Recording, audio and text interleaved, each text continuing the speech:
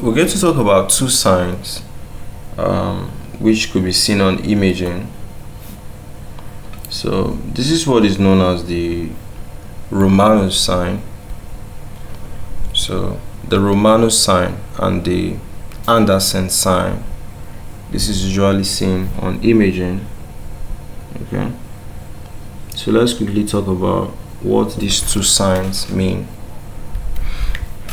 So Romanus sign and Andersson sign. Okay, this is the Romanus sign. This is the Andersson sign. So coming. So let's look at it. So Romanus sign and Andersson sign, you know that they are radiological findings. They are usually seen on all those spine, imagings, and they are associated with all those inflammatory conditions of the spine. So for the Romanus one, it's also known as Romanus lesion. So it's an early imaging. Is identified in inflammatory spondyloarthropathies. Okay, so it involves the anterior and the posterior corners of the vertebral endplates. So represent that there have been inflammations in the corner, the rest of it. So imaging appearances on MRI, the bone marrow is there's like swelling of it at the corners.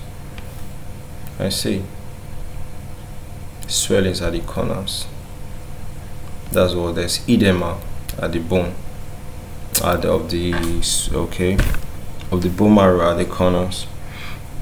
So clinical significance is actually considered one of the earliest radiographic signs of ankylosing spondylitis, and it helps to differentiate inflammatory back pains from mechanical causes.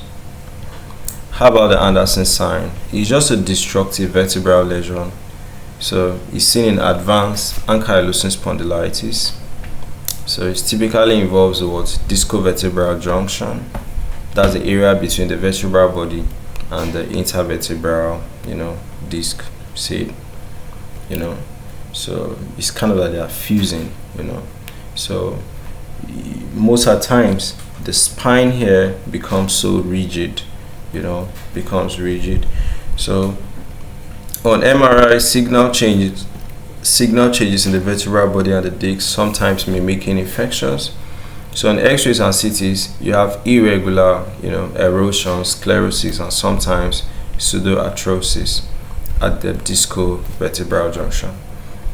So it just simply indicates that the structure is being damaged up, and shows that the disease condition has actually gone so far.